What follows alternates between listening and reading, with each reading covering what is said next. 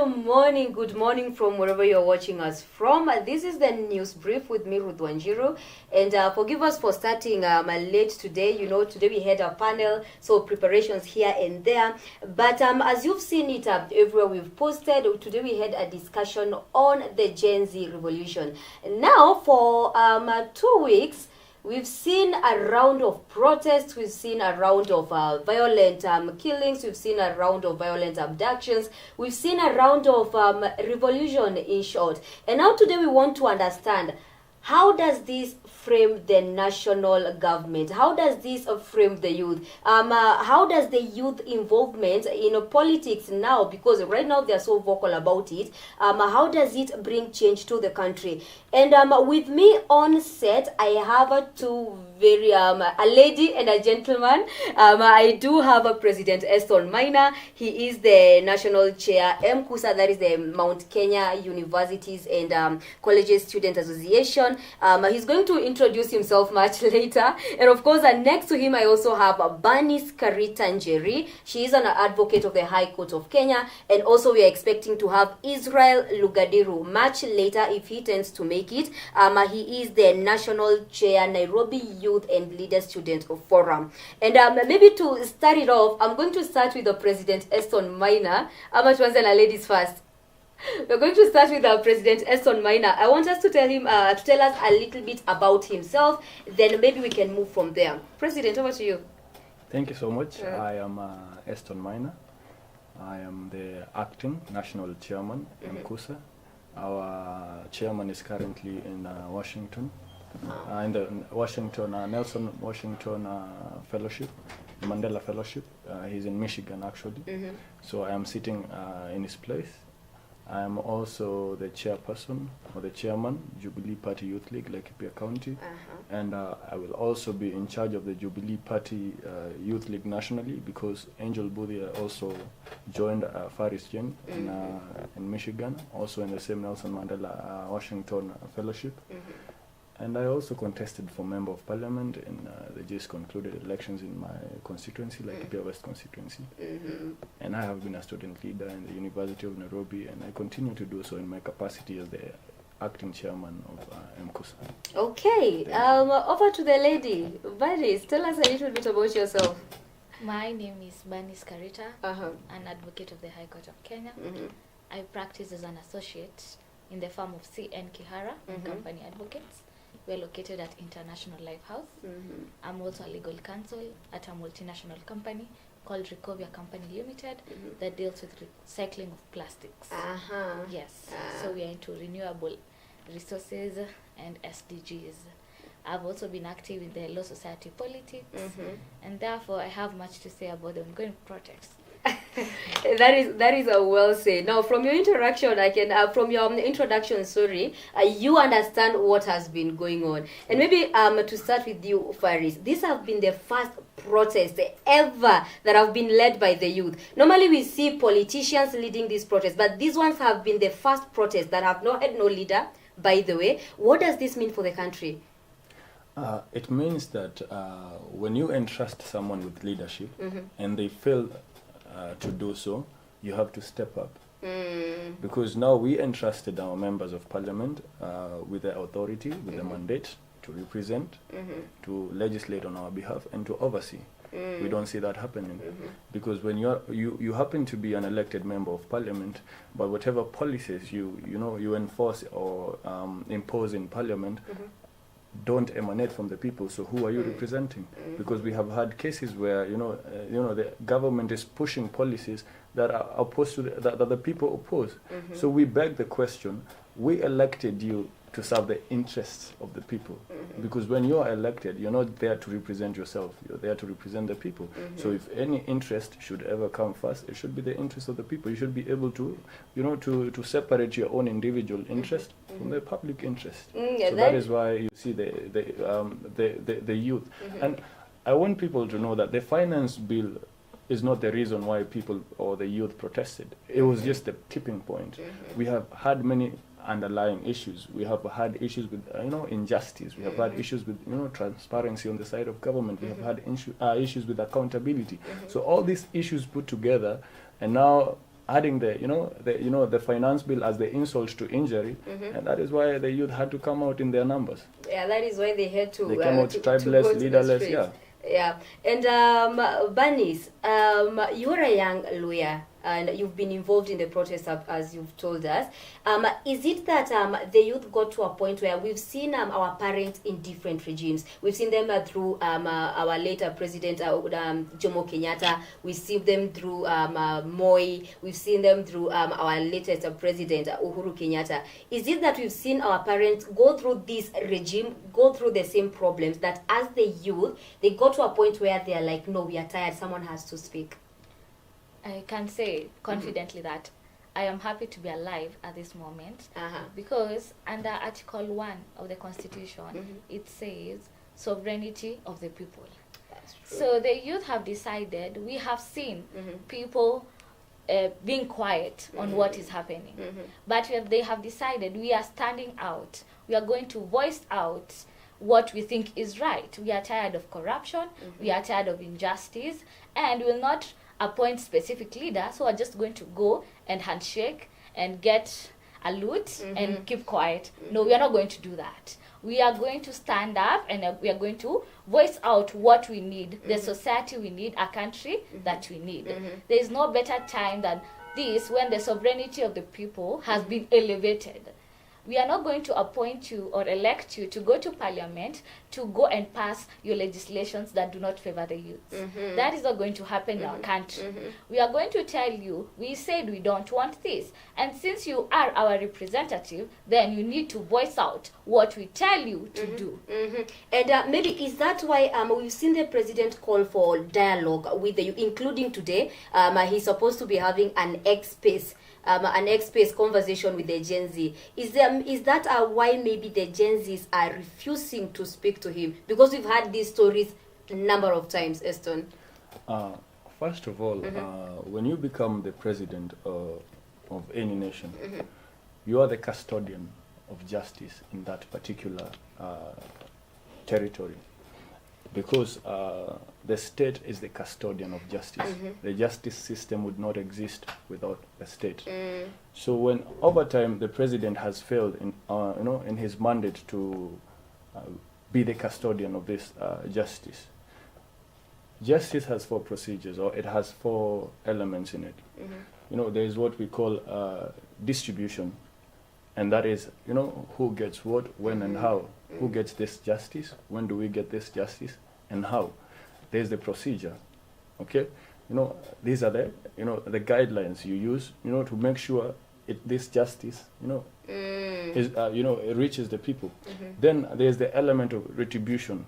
Okay? We have to see punishment the wrongdoers. No, that's true. Do we see that happening? No. And then there's the element of restoration, and that is, now you give back. There are people who lost in this, in this uprising, in this movement. There are people who lost. How do we restore? If we do not see all these elements together coming from the president, then whatever he is offering is just words. And we're used to a government that is over-promising. They give promises after promises after promises, and there comes a time you say enough is enough. Enough with the talk. We now want the action. That's true. Secondly, you cannot sit with your oppressor to decide on how best to be oppressed.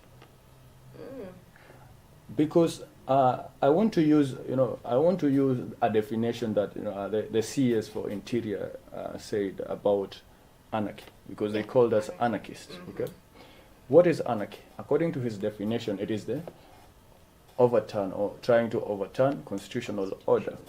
So who is the biggest perpetrator of anarchy in Kenya?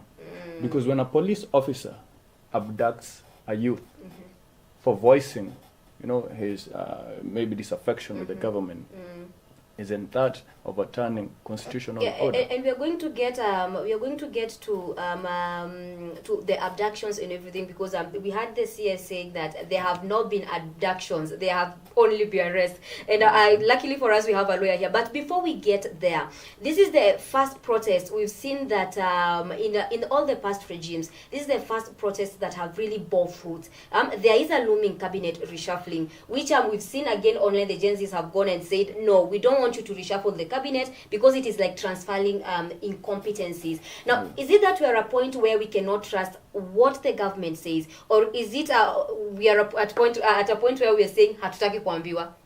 Yeah, Banis. I don't think we are at a point of hatutaki kuambiwa. I think we are at a point where we need transparency. If I may mention, we just saw that there's a CS who imported and brought into the country alleged fertilizer, but instead it was a bag of stones. And the said cabinet secretary is still a cabinet secretary. So when you tell me we are reshuffling a cabinet, are we going to take him to the Ministry of Transport? Then we'll not have roads. You know, this is the question that looms in people's minds. We need ministries that are working, that we know that if 800 million was transferred to do a specific task, then the specific task was actually undertaken. But we can't just be transferring the same people to different cabinets. It means they will not work. They will continue with their corny behaviors. So the Genzs are here telling people, no, I think we need new blood. Just everyone should just pack and go, if I may voice out what they need. And we need transparency, that we know this person, this is their conduct, we know this is their CV, they have been performing this and this and this, and therefore we can entrust them. And if they also do not perform in accordance to their stipulations, then they should also pack their bags and go. And Eston, maybe why the interest now? Because over the past 3 regimes, we've not really seen any youth being actively involved in the country's governance or active. Normally, when we have a protest or opposition, it is always the opposition party as the leading party. But why the interest now among the youths? I think mainly why we have had, what we call political apathy over the years with the youth is, they have always believed that, we always, like the same monkeys to different forests. And just like Wakili said, garbage in, garbage out. When you keep recycling the same old faces, and the young people don't see change. Like you say, they have seen what their parents have gone through. They have seen their parents wake up every morning to go vote in someone who does nothing for the betterment of the society. You only see them, living lavishly with our hard-earned money, without the taxpayers' money. But it reached to a point where now it's affecting them directly, because now you have a government that has gone as far as ripping off the simple benefits like education, like our education system. They introduced a funding model in the universities that now has disadvantaged most of the students. You saw over 600,000, students who did not join campus. So what does that say? As a country, when you sit down to formulate policies that affect, let's say, students, and you don't invite the relevant stakeholders to discuss on these policies, who are you making these policies for? And now, as the young people, as the youth, we are now educated.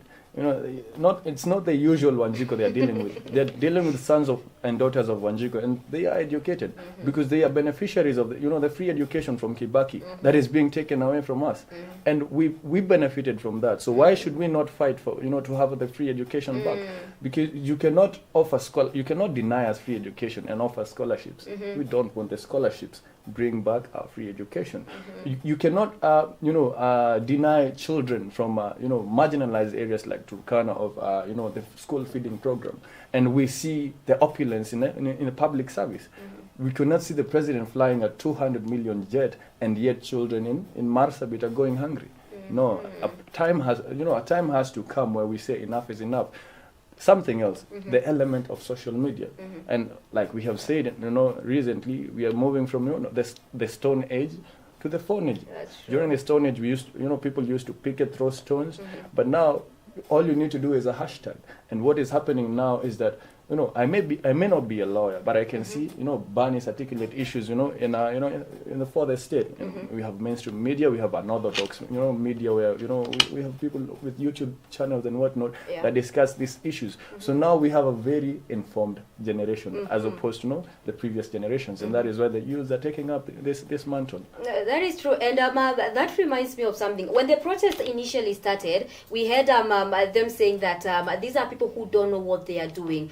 These are people who are protesting without knowing what they are protesting for. And we did see a couple of youth go online. We did see the finance bill being even translated in different languages, in Kikuyu, Kisi. Is it that we are seeing a new age where we don't have to follow the old system anymore? We did see them calling for leaders. We want leaders to speak to them. But I've heard people online saying that if we call the leaders, it's only going to be a handshake. It's a handshake, and then we are done with it.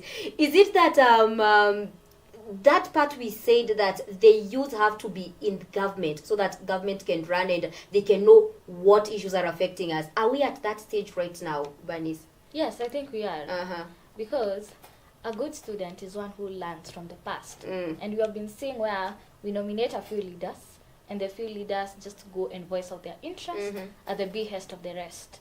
And therefore, the youths are telling the president or the government, we don't want specific leaders. We all want to be involved. Come to our space. Invite us and let's have dialogue. And apart from dialogue, we want to put up measures of policies that will ensure accountability, that will ensure fight against corruption. That's the only thing that the youth want. Right now, we don't have to be in State House, practically. We have our phones. We have different digital platforms. And I think that is something that the government should take advantage of. That is right. Let's get back to the legal part of protesting. Okay. Now, for you, Bernice, you're a lawyer and you understand this very well. Yes. Maybe we did see when the protest started, they started very peacefully. Yes. In fact, we had a few leaders here commending the youth for not breaking anything, for not looting anything. But then a week later, we are seeing an ugly shade, maybe even worse than we've seen before. Maybe what is that legal cocoon around protests? Okay, the right to protest has been specifically enshrined in the Constitution. Our Constitution was enacted in the year 2010, and it's actually the best Constitution, if I may say. In its Article 37, it says that every citizen of Kenya has the right to protest or picket, to voice out their dissatisfaction with the government. And therefore, so long as you give a 3-day notice, and you protest before the lapse of 14 days, then you have the legal right to do so. But you must do it in a peaceful and an organized manner. In this case, they issued notice to the police that you intend to protest. It was out there. And therefore, it was really uncalled for us to see the police using tear gas, using even live bullets to try to disperse the protest. And yet, it was people using the constitutional mechanism to voice out what they feel is not right and what is happening in the country. So it was unconstitutional. Yeah, and Esther, you've been a student leader, and we know that one of the way that students in universities get their voice heard is via protest, and we don't see this much when it happens there. And you see the youths that are protesting are in that bracket. It's either you're a university or either you recently left university. Maybe what is it that they are doing wrongly when it comes to handling protests? And when I say this, I'm speaking about our police officers, of course. What is it that they do wrongly? Because they start well, but as they escalate, things go out of order. What is it that we do wrongly? Okay. First of all, on the issue of the government, or whoever is on the side of the government thinking that we as the youth do not understand or do not know what we are doing is just laughable.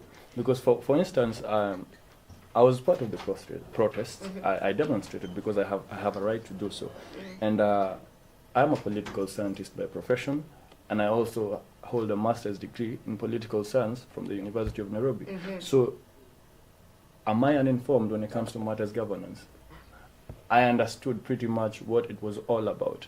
And we understand as the young people that, number one, Article 32 of the Constitution of Kenya grants you the freedom of opinion. You have a right to your own opinion. And as a follow-up, Article 33, gives you freedom of expression. For you to express this opinion.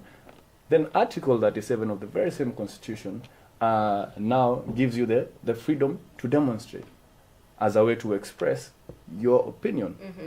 But you have to do it, peacefully. Also, in the very same Constitution, Article 50 of the Constitution of Kenya, you have the right to a fair hearing. Okay? And upon maybe arrest, you must be arraigned in court within 24 hours. Has that been happening? Secondly, Section 95 of the National Police Service Act prohibits, the police from torturing anyone in particular. Have we had issues of torture? So, are they doing it wrong? Yes. But do they know? They know. They know exactly what they're doing, and they're trying to instill fear. But you cannot use the same tactics you used in 1963 when Kenya, maybe pre-independent, tactics. You cannot run a country through coercion. Because we say, you can fool some people sometime, you can fool all the people sometime, but you cannot fool all the people all the time. A time has come when we know when the government is doing something intentionally, because they thought they would inflict fear. We did not back down. And on the issue of guns, there's something we call benevolence in leadership, where true. you come up with a problem, you bring up a problem, then create a solution. And this is one of the laws of divide and rule. The art of war. It is meant to divide and rule, because now the protests were very peaceful, and everyone in the country was appreciative of the process. What would you do in the place of government if you wanted to depopularize the protests? Because we have to be reasonable people. Who would want the picketing to stop? Is it the opposition or is it the government? Who does not want the protest to stop? Yeah, that is. We're going to continue. I put a comma right there. My producer tells me that we take a short commercial break, and then when we come back, we are going to speak more about the protest, the legal system of it, how the protests have been viewed internationally, because we got out there. We're going to be speaking about all this, but let's first take a short break. Do not go anywhere. We are coming right back.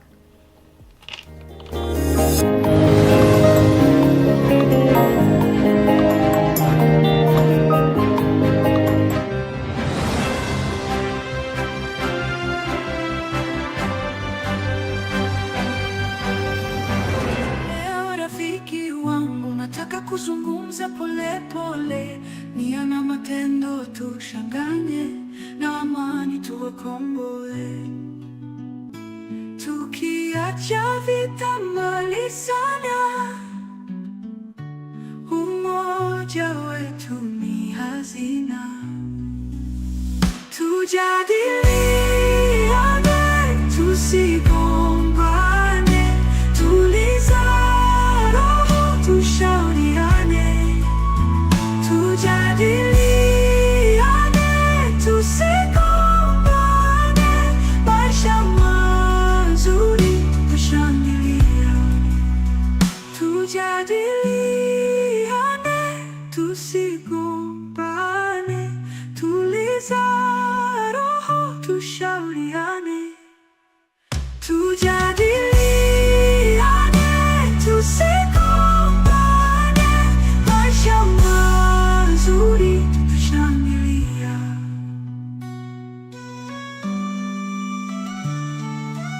Love, laughter, and life, all intertwined in the beautiful journey of marriage. But what does it take to make a marriage work? In a world where love is tested and relationships are challenged, there shines a beacon of hope. That is why, after a long-awaited return, the man of God, Dr. Francis Oracle, is back on Marriage Works. You can't fight your husband. You can't fight your wife. Preserve, protect, speak well about your wife. Speak well about your husband. To share insights, offer guidance, and make sure your marriage works. Marriage can be a battlefield. When you marry, you must declare war against the enemies of marriage. Join us as we explore the timeless wisdom of the Bible. And if God pays a lot of attention to marriage, it also tells you just the way God is interested in family, the devil is also interested in marriages. From communication to conflict resolution, intimacy to trust, Marriage Works covers it all. Join the man of God this Sunday at 8 p.m. because love is a journey that is best traveled together. Only on Oracle TV.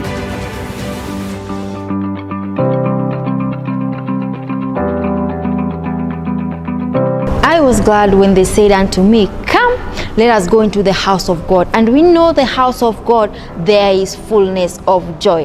And here at Deliverance, we know our theme is Obadiah 1:17. But upon Mount Zion there shall be deliverance and holiness, and the sons of Jacob shall possess their possession. I invite you this Sunday for you to experience an extraordinary raw power of Christ right here at Mountain of Deliverance Church, Nairobi. Our services will begin at 9 exactly. The service will kick on, but at 8 we have face-to-face with God. So if you want to open your heavens, you are there, you want your destiny to be changed, you want to decorate your life, this is the service you cannot afford to miss. At 8 exactly we have our face-to-face with God. That is where we open our heavens, ready to hear what God has in store for us this day. And at 8, don't miss that powerful praise and worship. I'm telling you, this is a praise and worship that can take you to another realm. That is why you enter into holies of holies. You can't afford to miss this service. And the word of God, the man of God will be set to give you a powerful word of God. And there, before the service to go to the word of God, the woman of God is ready to give you powerful prayer points. And you cannot afford to miss these prayer points, because we have seen testimonies of people being delivered from these prayer points. And please package your sacrifice if you need a miracle to happen in your life. In case you don't know where we are located at, you come right here at Ngara, Muranga Road. We are along Muranga Road next to Aqua Plaza. If you're coming with a matatu, you'll take a matatu from Tromboya Strips or Koja. Now any other matatu that goes Thika Road, panda matatu yote inakuja Thika Road, tell them to alight you at Fig Tree. You will use the Safaricom Green Footbridge, and you go 150 to 200 meters, you'll find our beautiful sanctuary, Mountain of Deliverance Church, Nairobi. So I expect to see you this Sunday. God bless.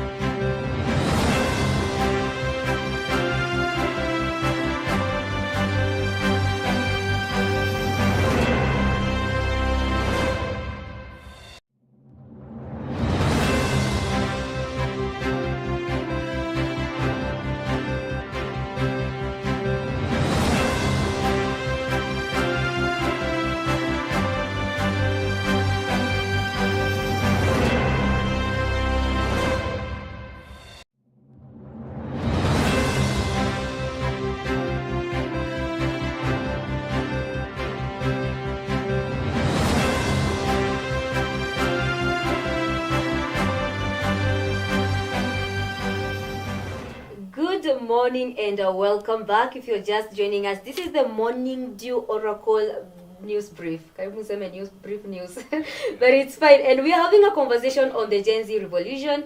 We did tell you that we have another guest coming, and he got here. Traffic did him that thing. But yeah, point of the matter is he is here. And before we go back to Eston, he was talking about something. I want Israel to also introduce himself. He is the chair Nairobi Youth and Students Forum. So when it comes to youth, he has interacted with them, and he might know one or two things about why they are protesting. So Israel, over to you. Thank you so much for having me here. It's a great opportunity to be here for the very second time. You had me here 3 months ago. I don't know why it's taken you this long. We'll check on that. But it's great to be here. I'm happy to be here. Probably about traffic, but we reject traffic. We reject it. That is true. Before you got here, we were speaking about the protest, and I'm sure you've known. I think I saw you somewhere on the streets. But we were speaking about the legal mechanisms around it. Yes. And Eston here was telling us about accountability. Yes. Yeah, so Eston, over to you. Oh, over to me. So when I talked about all these articles in the Constitution that that provide for the right to to demonstrate and to air your disaffection, disapproval of the government, it goes across the board, because the Constitution protects you, whether in opposition, whether in government. Everyone has they have a right to their opinion. And when we see the very the law of enforcers was now supposed to be the custodians of this very justice, They are the biggest, the biggest inhibitors of it. Because we have to ask ourselves, when it comes to, obstruction of justice, on which context are we talking about? Because obstruction of justice is not only when, a member of the public prevents, the justice system or the, legal law enforcers from, exercising justice. It can also be the, the law enforcers preventing, the public from getting justice. So we have to strike a balance. And why the Gen Z had to step in is because some of these people thought they were beyond reproach.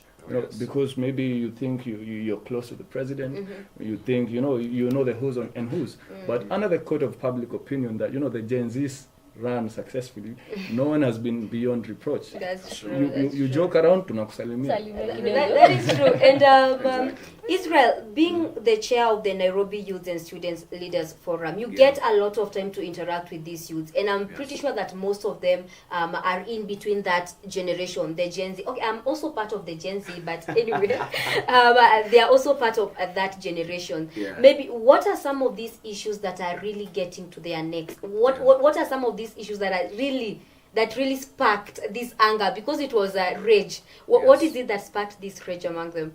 There was the leasehold land thing. I think Wakili talked about it earlier on. Apologies. There was the land leasehold thing. There was also the taxation on bread. Besides that, there was also the annual vehicle tax, motor vehicle tax, and other taxes that had been introduced prior to this 2024 finance bill. I think when we talk about the finance bill, according to me, this protest was a result of a lot of anger that has been brewing in the previous years. And especially at this particular point, it just like blew up to an extent that nobody ever expected. If you could look at the finance bill last year, 2023, it was the one that also introduced money like fees on IDs, something that was considered to be free, but now you have to pay about 1,000 shillings for an ID. And not just IDs, but they also introduced other fees on marriage certificates. They reviewed the fees on birth certificates. So there was a lot of fees that were introduced. And what was most saddening is that apart from the introduction of these fees and this taxation, people did not really see where the money is going to. And it was extremely sad for people to always hear cases of corruption every time you switch on the TV. Yani ulikuwa unawasha tu TV hivi unajam. Yeah, you go on X, you're just angry. And the reason as to why this blew up to this particular extent and what the youth are saying is that one, they cannot see where their money is going to in forms of taxation and development. And two, they're also extremely dissatisfied with the debt burden that has been imposed on the Kenyan people. Kenya is right now rolling on a debt of about 10.3 trillion there. In fact, if you don't adjust it to the current USD exchange rate, it comes up to about 11 trillion. 10 trillion, 11 trillion. So people are asking, okay, how did we get here in the first place? Yeah, is it that we are over borrowing? Is it that we are living beyond our means? And if we are over borrowing, where is this money going towards? Because we understand that according to the constitution, that you cannot borrow for recurrent expenditure, you can only borrow for developmental expenditure. But when we try to look at the developments that are taking place in the country, the youth are not seeing it. And so the Gen Zs, who are an extremely informed generation, as you can see, decided that enough is truly enough, and they said that they have to exercise their constitutional right and mandate, and they decided to peacefully picket. That is okay. And one of the results of the protest, we did see the president refuse to sign the finance bill and actually withdraw it. We've seen results from the protest. And does the recent changes, including the cabinet reshuffle that is looming, does the recent changes inspire confidence in the government among the youth? Bernice? I doubt. I doubt. Because you have reshuffled. As I had said earlier, we have not seen anything different when we are given you a different position. So what new are you bringing into the table? I doubt. We are bringing in the all same people expecting the same results. So I will not have done a cabinet reshuffle if I was the president of Kenya. I will have just told them, you're not working, go home. As simple as that. And still on the fruitful results, because they did bear fruits actually. Eston, should the government take advantage of these of whatever has happened? Because we know that if we do not take care, history is going to repeat itself.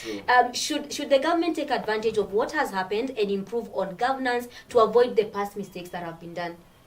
Okay, there is what the government should do and there is what the government is doing. Yes, it should, but do we see any effort to do so? Clearly no, and I will give my reasons. If the president was well-meaning, if he had the goodwill of the people, if at all he did not, want this bill to pass, he had the influence, because right now we don't have an independent legislature. We have to be honest. It's just an extension of the executive arm of government. So instead of having your member of parliament, your members of parliament, pass a punitive, bill, then for you to go back and decline it, why waste all this time? Did have to cost lives? So we don't see the goodwill there. Secondly, the Genzs are educated. We understand how the law works. We understand how lawmaking works, and for a president to just decline the bill, it does not mean that the bill will not come to effect, because it is not within his mandate. The utmost power there lies within the parliament, and there is procedure, because Article 115 of the Constitution provides for resubmission of a bill for presidential assent. When the president sends a bill back to parliament, the parliament reviews the recommendations, because he has to recommend why am I sending it back to parliament. You cannot just do it blanketly. You have to say, I want this and this clauses, deleted or amended. But in the case of, having all the clauses deleted, there is a lacuna, because I think the drafters of this constitution did not envisage a situation where the president would ask for the entire bill, to be deleted. And now the speaker has to resubmit something for the president to sign. You cannot resubmit a blank document, because you're supposed to delete all these clauses. How do we go about that?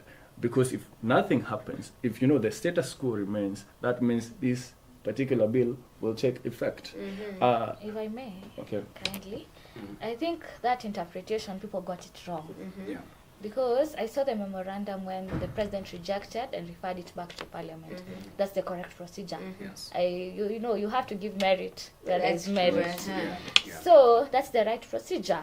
You read that cabinet memo when he referred it back to parliament, and he gave the recommendation and requested that before the person who moved parliament, Kimani Chungwa, to go back and have a reconciliation committee for them to bring it back to parliament. According to what I understood by the president's move was, the Genzs want you to take in their perspective and their voice. So it's not going to be an engagement of only the finance committee. You have to bring in stakeholders to come and have a discussion with them for you to bring the bill. Currently, without a 2024 bill, they can just ensure that the 2023 still implements the current budget. So we don't have a lacuna as it is. The 2023 continues to run. So what will happen, since it has been returned back to parliament, if I was the mover of this bill, I will have ensured that I bring the stakeholders. There's the experts. Go to these people, ask them, what don't you want in this bill? How can we come up with better avenues of collecting taxes that is not punitive? And then reintroduce it back to parliament for a second reading.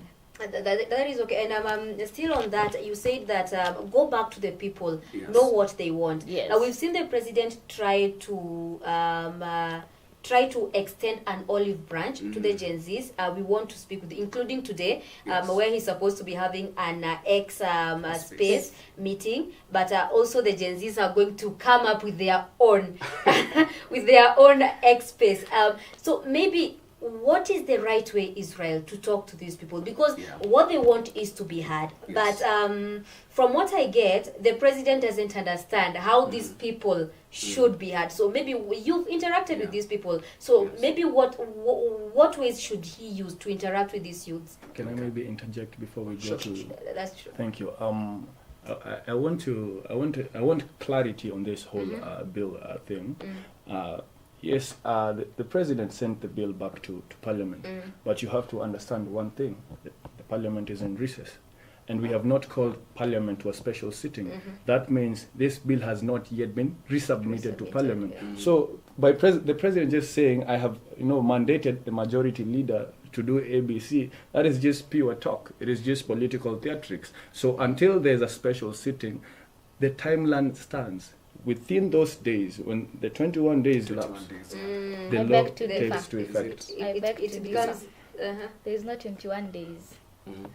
It's only after if the president rejects, he takes it back to Parliament. You understand? It's until the Parliament sits and it goes to the first, second, remember the reading stages. It goes through the reading stages. Then the Speaker of that Parliament, of the National Assembly, takes it back to the President. The second time, that is when time will start moving. The 21 days from yes, the second reading. From the second reading. But should the Speaker right now call a special sitting back from if it is introduced to Parliament and it starts, you go to the first reading, the second reading, and it's approved by Parliament. Then it is taken back to the Speaker, takes it to the President. After he takes it to the President, that's when time will start ticking. So the question here there is no 21 days. Before it is reintroduced, does the timeline... Nothing. There's no timeline. So that... So, we did see the member of Parliament for Kikuyu, that is Kimani Ichung'wah, the one who's supposed actually to move the bill, saying that now that the President has withdrawn the bill, there is no bill. We are actually doing the burial rights. So are we in a situation where we are doing double talk? There's political talk and there's what the law provides, and that is what I'm leading to, and it will take effect if this time lapses before the introduction of this very bill to Parliament. It will take effect. And I understand now. Sometimes we say the law is very clear, but it's not, and that's why we debate. No, if it was clear, we would not have to debate. You would not have to present your case, in a court of law. And that is why you would have a similar case that is judged differently from this particular case. And why we discuss these issues in Parliament is because it is not apparent.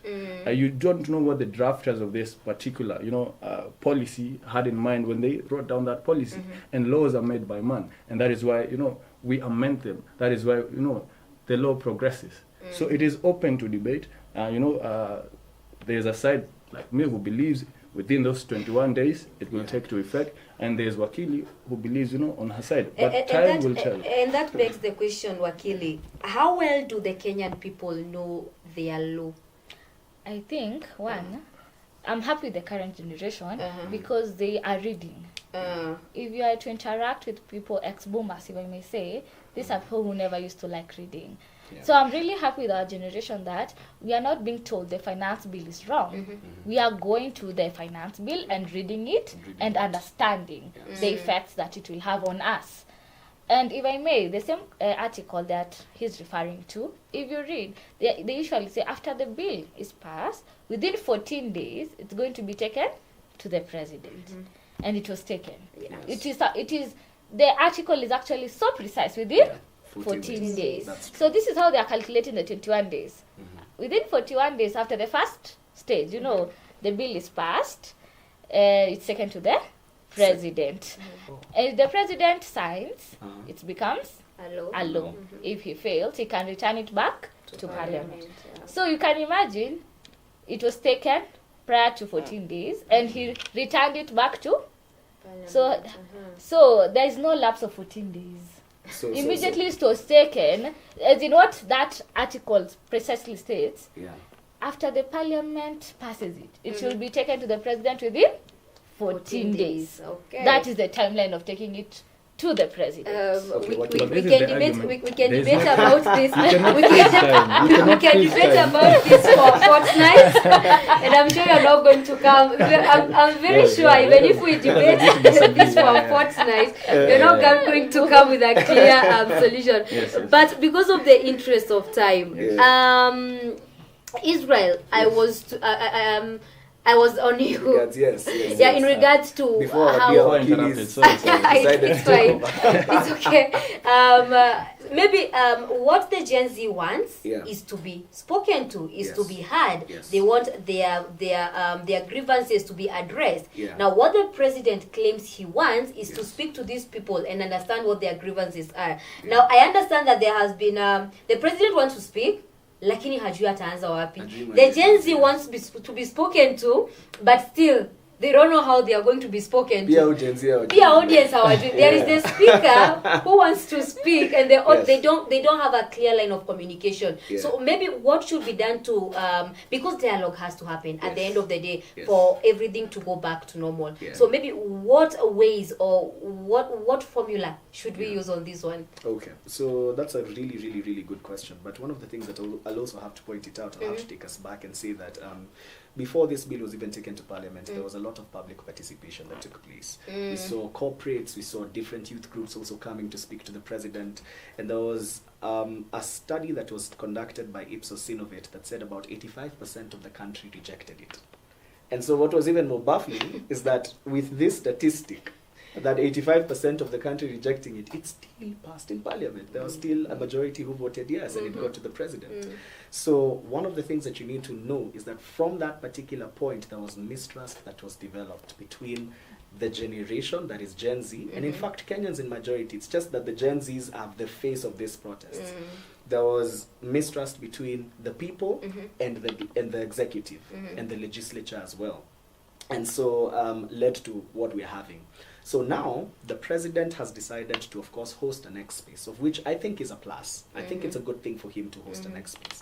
For me, my strategy would be different. I would ask him to invite people like Osama Otero, who we know are the X Space leaders, to host him as the president on the X Space, but not him hosting that X Space for people to come in, because we don't really understand the moods of engagement for that particular X Space. Although I still have to give him a plus, because he has decided to go to the platform where he feels like majority of these Gen Zs are actually engaging. So number one, I'll give him a plus. Number two, I'll also have to mention that Gen Zs also need to come to the understanding, we have to come to the understanding that by the end of the day, dialogue is necessary. We have to respect the fact that this is also a constitutionally elected president by the majority of Kenyans 2 years ago. And the constitution allows him to go throughout his 5-year period. Or rather, if you are dissatisfied with him, there's no using force, but the Constitution provides avenues and ways of how to go about that. So I think one of the things that is completely needed is that Gen Zs need to come to the understanding that dialogue is important. That's number one. And then number two, we also feel like the president needs to continue to do continuous engagements with the Gen Zs through these platforms like X Spaces, just for more public participation, so that the Gen Zs can build trust that actually our president is listening to us. And apart from that, he also needs to carry out a few implementations, a few key changes that can make us as a generation to really trust that his administration is really doing something about governance. Yeah, that is right. And Bernice, do you think him sitting at that seat because the last 2 weeks, I swear if I was him, I would have already lost it. The last 2 weeks have been, let's say, a little bit of hard for him. Now, is he doing everything that he can to speak to these people? Does he have that willing spirit to speak for these people? I think he may, but we, as a citizen of Kenya, I may say that he used to give so many promises that by the time he's telling us, okay, I want to talk to you, we feel like, no, it's going to be pure bluffing. He will come and give us more promises, which indeed will not effect.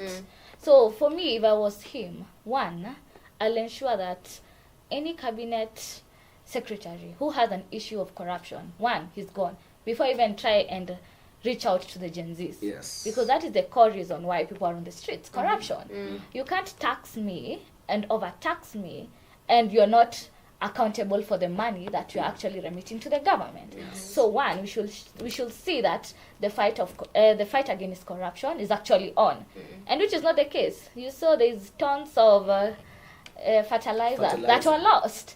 So you can't tell me they were lost. We have not had a government report as to how they were lost, but you indeed want to come back to X Space and listen to us. What are we doing? it's not going to be fruitful.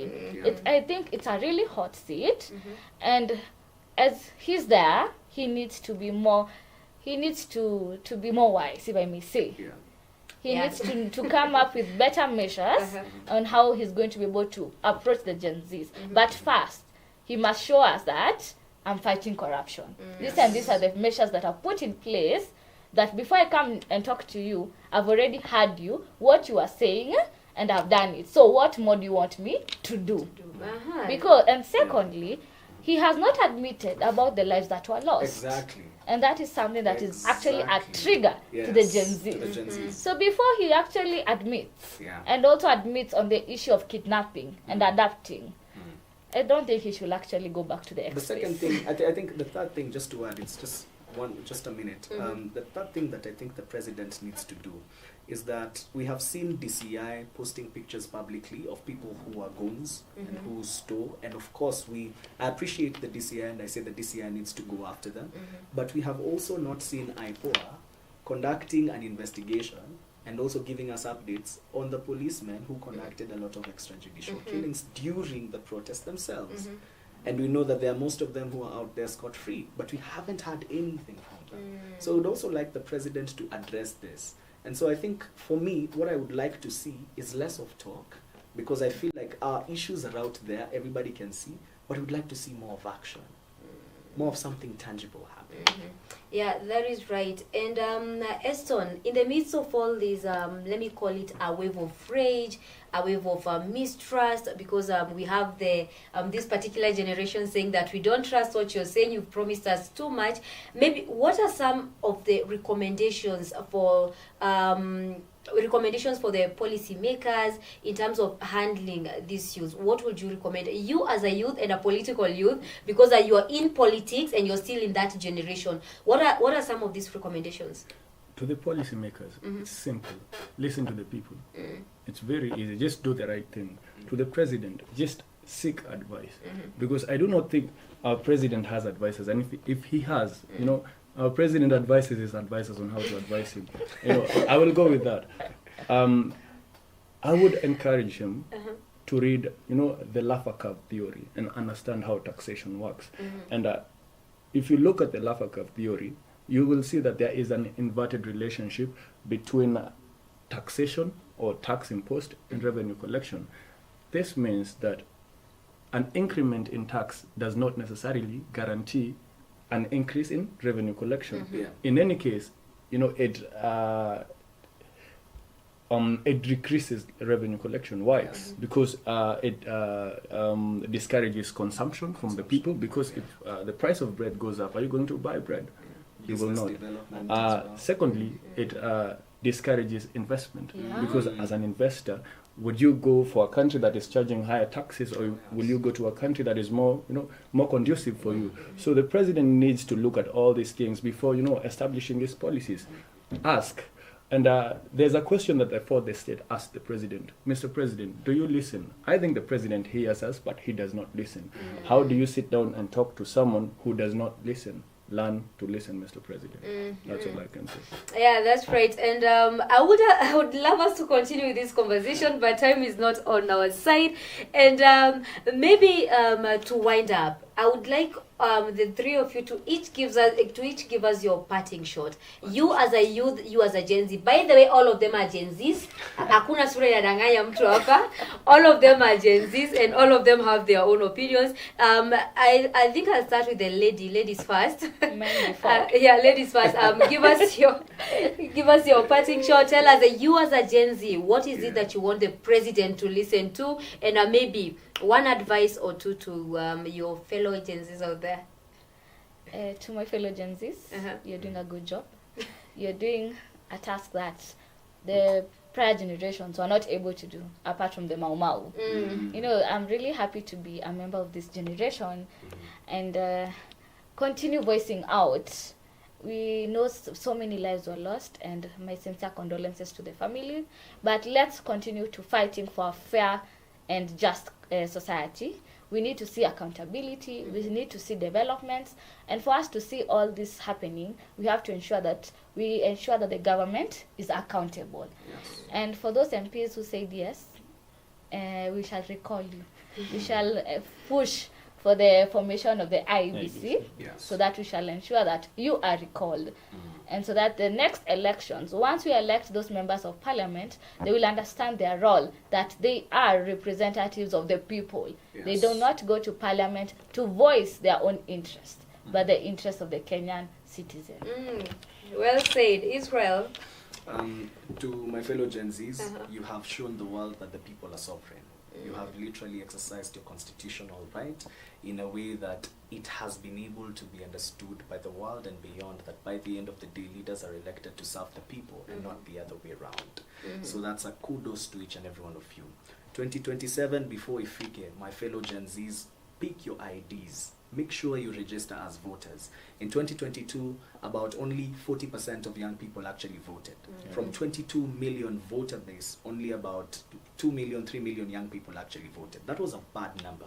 And that's exactly the reason as to why we are actually seeing some of these lapses happening in our country. We shouldn't have let this go this far if only we were wise enough to make our voices heard and to make our voices known in the ballot. So before 2027, Gen Zs, I want you to collect your ID, collect your voters card, and make sure that you vote. Lastly, to our dear president, I'd like to just urge you to listen to the people. I strongly believe that he still has some more time to try and rectify a few things. He still has got 3 more years to go. And so, Mr. President, my urge to you is please listen to the people, implement developments, end corruption in the country, and that I can guarantee you will give you a really good face in front of us Gen Zs. And before I wind up, please, to IPOA, remember to conduct these investigations. It's extremely sad to see a journalist being shot by a tear gas canister by a policeman who just felt a bit disgruntled. It's sad when we see some of these police officers going out scot-free, nothing happening to them. But the small criminals are crucified, but the big ones are the ones that we elect and glorify. That's my charge. Thank you, Israel. Eston, wrap it up for us. Thank you so much. My message to the Gen Zs, it is never over until it is over. I want them to study, the Arab Spring that, started in Tunisia in the year 2009. It did not just take a day. Even Rome was not built in a day. It took 2 years for them to oust a rogue regime. And when they thought the revolution had gone down, that is the first year of it, leading to 2010, something happened towards the end of the first year. A hawker or a street vendor by the name Mohammed Bouaziz self-immolated. He set himself on fire because he was disgruntled by the injustices in his country, and that is what reignited the revolution. And this led to the ousting of Ben Ali. President Ruto, don't wait until there's some self-immolation, immolation of your citizens, so that for you to do the right thing. Listen to the people, like I said. And I will tell him one thing. When you see us struggle to believe you because you have lied to us time and again, it is because, there's a saying that goes, you will have to forgive me. It's a saying, trust is like virginity. Once it's broken, it cannot be regained. That's true. Thank you. Yeah, that is right. And of course, this has been the Morning Dew. This has been the Morning Dew Oracle News Brief with me, Ruth Wanjiku. It is an interesting conversation and would love to continue with it. But in the interest of time, we're going to find some other time to bring this particular discussion back on board. But thank you for watching us, and thank you for keeping it Oracle Television Network. Remember that this is our Partners Week. You have to continue partnering with us for you to continue getting such programs. But till Monday, have a good day and have a good weekend.